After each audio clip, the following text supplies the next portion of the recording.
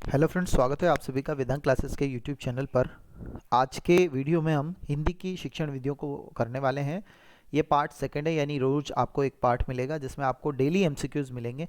चलिए करते हैं। भाषा एवं संप्रेषण अधिगम अक्षमता है, यानी बालक जब मौखिक रूप से अपनी बात को नहीं कह पा रहा है तो वो अफेजिया कहलाती है। ठीक है, अफेजिया कहलाती है, मौखिक रूप से संप्रेषण नहीं कर पा रहा है, भाषा संप्रेषण का विकार है। अलेक्सिया डिसलेक्सिया आप कहते हैं, जिसमें डिस्प्ले यानी कि हम जब पढ़ नहीं पा रहे हैं किसी चीज़ को, या बी को हम डी पढ़ रहे हैं, सी को डी पढ़ रहे हैं, तो ये जो विकार है वो डिसलेक्सिया होगा। अप्रैक्सिया जो गामक कौशल होते हैं, जैसे तैरना लिखना ये सब है, इनसे संबंधित जो अक्षमता है वो अप्रैक्सिया या डिस्प्रैक्सिया कहलाएगी। ठीक है, अगला है उपलब्धि परीक्षण का महत्व है। देखिए, उपलब्धि परीक्षण हमने टीएटी में भी बात की थी कि उपलब्धि अभिप्रेरणा के लिए टीएटी का परीक्षण किया जाता है, कुछ सृजनात्मकता के लिए किया जाता है। तो जब उपलब्धि मिल जाए, शिक्षक टेस्ट ले और बालकों को उपलब्धि मिल जाए कि उन्होंने कितने अंक हासिल किए, तो इससे क्या पता लगता है कि यदि अंक कम आते हैं या अंक में कुछ सुधार करना हो तो हमें पता लगता है कि हमें शिक्षण विधि का चयन करना है या नहीं, शिक्षण विधि बदलनी है या नहीं। दूसरा, सीखने हेतु हमें प्रेरणा भी मिलती है, यानी बालक को प्रेरणा मिलती है कि मुझे और सीखना है, और निर्देशन भी मिलता है। शिक्षक को यह भी पता लगता है कि वो जो सिखाने का उसका उद्देश्य है, बच्चों को पढ़ाने का उद्देश्य है, वो पूरा हुआ नहीं हुआ, कितना दूर है वो। तो उपर्युक्त सभी इसमें आंसर होगा, यानी कि उपलब्धि अभिप्रेरणा का महत्व इन सभी कामों के लिए होता है। ठीक है, अगला प्रश्न है, व्याकरण शिक्षण का उद्देश्य नहीं है। व्याकरण शिक्षण में हम क्या क्या करते हैं, देखिए। पहला ऑप्शन है इसमें कि भाषा की प्रकृति व गठन का व्यावहारिक ज्ञान कराना। दूसरा ऑप्शन है छात्रों को साहित्य की जानकारी देना। तीसरा ऑप्शन है व्याकरण द्वारा छात्रों में रचना और सृजनात्मकता का विकास करना। और चौथा ऑप्शन है छात्रों को शुद्ध भाषा का प्रयोग करना सिखाना। देखिए, व्याकरण शिक्षण का जो उद्देश्य है ना, वो शुद्ध भाषा सिखाना तो है। ठीक है, भाषा की कैसी प्रकृति होती है, उसका गठन कैसे हुआ, इसका व्यवहारिक ज्ञान भी देना जरूरी है। छात्रों को साहित्य का इसके साथ कोई लेना देना नहीं है। तो यहाँ सही आपका उत्तर होगा ऑप्शन बी। ऑप्शन सेकंड इसमें राइट आंसर होगा कि छात्रों को हम साहित्य की जानकारी के लिए व्याकरण नहीं पढ़ाते हैं, हम तो छात्रों को उन्हें रचना कर सकें, सृजनात्मकता कर सकें, वो खुद प्रयोग कर सकें भाषा का, भाषा की प्रकृति समझ सकें, भाषा की व्यवहारिकता को जान सकें, इतने कामों के लिए हम भाषा को लिखना पढ़ना सिखाते हैं। ठीक है, 14वां प्रश्न है, किस आयोग ने विद्यालयों में त्रिभाषा सूत्र को लागू करने की सिफारिश की। देखिए, एनसीएफ भी कहता है कि 3 भाषाएं होनी चाहिए, त्रिभाषा सूत्र को लागू करना चाहिए, लेकिन इससे पहले सबसे पहले किस आयोग ने ऐसा कहा, तो आपको याद रखना है 1968 में बनाया गया कोठारी आयोग। इस कोठारी आयोग ने ही सबसे पहले विद्यालयों में त्रिभाषा सूत्र लागू करने की सिफारिश की। ये इनका कहना यूं था कि आप एक शास्त्रीय भाषा रखो। कौन सी भाषा होनी चाहिए, एक शास्त्रीय भाषा होनी चाहिए। अब शास्त्रीय भाषा शास्त्रों की भाषा होती है, जैसे अरबी, फारसी, संस्कृत। अधिकतर ग्रंथ किस में लिखे गए हैं, अरबी, फारसी, संस्कृत में लिखे गए हैं। इसलिए इन्होंने कहा कि एक शास्त्रीय भाषा होनी चाहिए और एक राष्ट्रीय भाषा होनी चाहिए, जो राष्ट्र की भाषा हो। राष्ट्र की भाषा कुछ भी हो सकती है, जो 8वीं अनुसूची में वर्णित होगी, केवल वही राष्ट्रीय भाषा होगी। ठीक है, ऐसा इन्होंने कहा। और एक आधुनिक भाषा होनी चाहिए। आधुनिक भाषा में जैसे अंग्रेजी ले सकते हो, यूरोपीय भाषा ले सकते हो, तो आधुनिक यूरोपीय भाषा होनी चाहिए। ठीक है, अब देखो, शास्त्रीय भाषा में संस्कृत आ जाती है, कोई फारसी ले सकता है, कोई अरबी ले सकता है। ठीक है, एक राष्ट्रीय भाषा जो 8वीं अनुसूची में वर्णित है, 22 भाषाओं में केवल उनसे ही संबंधित है, राष्ट्रीय भाषा का संबंध है, जो कोठारी आयोग कह रहा है। और आधुनिक भाषा जिनमें एक कोई भी विदेशी भाषा हो सकती है। तो कोठारी आयोग ने 1968 में सबसे पहले त्रिभाषा सूत्र की बात कही। पाठ योजना का आविर्भाव किस देश से माना जाता है। याद रखें आपको कि पाठ योजना बनाने का श्रेय सबसे पहले जर्मनी शहर को जाता है। जब पाठ योजना में क्या होता है, इकाई का संबंध भी पाठ योजना से है। ठीक है, तो ये समग्र पर आधारित है और समग्र देने वाले थे गेस्टाल्टवादी। तो गेस्टाल्टवादी क्या कहते हैं, जर्मनी के गेस्टाल्टवादी कहते हैं कि कक्ष में जाने से पूर्व आपको तैयारी करनी चाहिए, उसे कहते हैं पाठ योजना। शिक्षण सुगम होता है, रुचिकर होता है। और जर्मनी के शिक्षा शास्त्री थे हर्बर्ट, आप जानते ही हैं, पाठ योजना उन्होंने ही बनाई। फिर बाद में यह मूल्यांकन, वैसे तो ये मूल्यांकन की कह सकते हैं, मूल्यांकन की बढ़ी हुई यानी विकसित रूप है। हर्बर्ट की पंचपदी क्या है, मूल्यांकन का विकसित रूप है, या मूल्यांकन आज इसी का ही रूप है। ठीक है। तो हर्बर्ट ने इस विचारधारा को मूर्त रूप दिया और पंचपदी का निर्माण कर लिया। तो जर्मनी के रहने वाले गेस्टाल्टवादियों ने सबसे पहले पाठ योजना का आविर्भाव जर्मनी से माना जाता है। नंबर 16, सूक्ष्म शिक्षण चक्र के भारतीय प्रतिमान में कुल कितने समय का निर्धारण है? कुल 36 मिनट का समय होता है इसमें, और यह प्रक्रिया निरंतर चलती रहती है। अगला प्रश्न, छात्रों को भाषा सीखने में सहायक है। यदि छात्रों को आप भाषा सिखाने चाहते हैं तो उसमें सहायता कौन करता है? विद्यालय, परिवार, सामाजिक परिवेश या उपर्युक्त सभी? तो सीधा सीधा आंसर है, भाषा सिखाने में विद्यालय भी काम करेगा, परिवार भी काम करेगा, माँ की भाषा भी सबसे ज़्यादा काम करेगी, और सामाजिक परिवेश तो काम करेगा ही करेगा। इनका मत ये था कि व्यक्ति की जो भाषा होनी चाहिए ना, या फिर व्यक्ति की जो भाषा होती है, मेरी जो भाषा है वो किसका परिणाम है? मैंने जो संपर्क किया उसका परिणाम है। तो व्यक्ति की भाषा संपर्क का परिणाम होती है। ये किसका कथन है? वाइगोत्स्की का कथन है। अगला प्रश्न है, हिंदी शिक्षण की दृष्टि से निम्न में से कौन सी पद्धति छोटे बालकों के लिए उपयोगी है? यदि हिंदी शिक्षण की बात करें तो प्रोजेक्ट, किंडरगार्टन, प्रश्नोत्तरी, व्याख्या। तो किंडरगार्टन छोटे बच्चों के लिए काम करेगी। फ्रॉबेल ने किंडरगार्टन को विकसित किया, और जिस तरह से माली अपने बगीचे को सींचता है, उसी तरह से शिक्षक को अपने बालकों को विकसित करने का पूरा मौका देना चाहिए। और कल्पना शक्ति का विकास किससे होता है? खेलने से होता है। तो इसे खेल विधि में भी रखा जाता है। किंडरगार्टन फ्रॉबेल की खेल विधि को रखा जाता है। खेलों में अधिक स्थान दिया गया है फ्रॉबेल ने, ठीक है, पार्कहर्स्ट ने और मॉन्टेसरी ने, इन्होंने खेलों को बहुत महत्व दिया है। वैसे कॉल्डवेल कुक खेल विधि के जनक माने जाते हैं। अगला प्रश्न,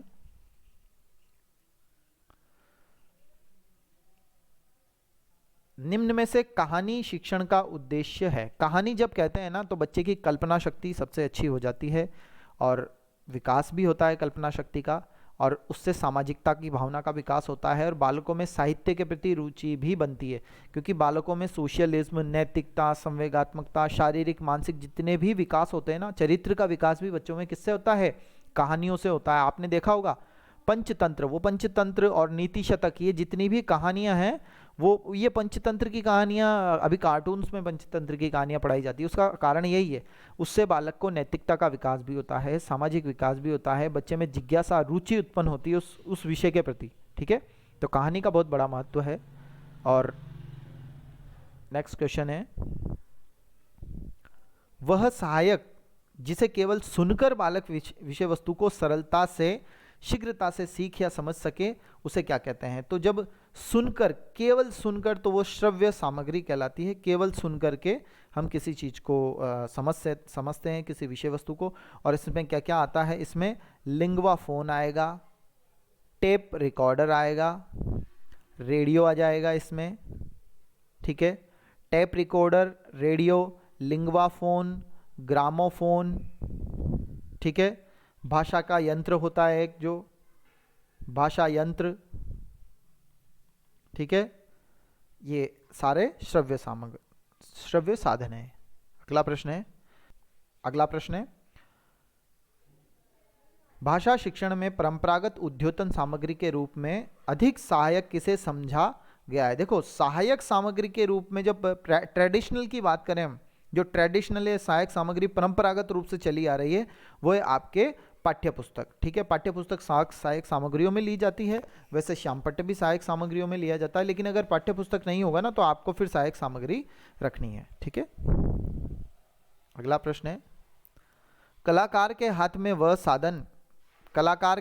वह साधन है जिससे वह अपने पदार्थ को अपने आदर्श अनुसार, अपने पदार्थ को मतलब अपने छात्र को अपने आदर्श अनुसार चित्रशाला में चित्रित कर सके। पाठ्यक्रम की यह परिभाषा किसने दी है? पाठ्यक्रम की एक परिभाषा है जिसमें कहा है कि कलाकार के हाथ में यह पाठ्यक्रम एक ऐसा साधन है जिससे वह अपने पदार्थ को मतलब अपने छात्रों को अपनी चित्रशाला में चित्रित कर सके, तो अपने छात्रों को उस तरह से बना सके।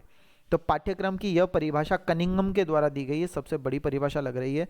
कनिंघम ने कहा है कि जो पाठ्यक्रम होता है, कलाकार पाठ्यक्रम है, तो ये कलाकार है अध्यापक। वो कलाकार क्या करता है? अपने पदार्थ मतलब अपने शिष्य को अपने आदर्श अनुसार, अपने जो उद्देश्य हैं उसके अनुसार चित्रशाला मतलब विद्यालय में चित्रित कर सके, मतलब वह उन्हें विद्यालय में मूर्त रूप प्रदान कर सके, वो सब कुछ सिखा सके उन्हें। ठीक है, तो ये कनिंघम द्वारा लिखा गया है। मुनरो ने भी एक परिभाषा दी है पाठ्यक्रम की कि पाठ्यक्रम के अंतर्गत वे समस्त अनुभव आ जाते हैं जिन्हें शिक्षा के उद्देश्य की पूर्ति के लिए विद्यालय में प्रयोग कर सकते हैं। तो आप शॉर्टकट में याद रख सकते हैं, वे उद्देश्य जिनकी पूर्ति के लिए हम क्या करते हैं, शिक्षालय में प्रयोग करते हैं।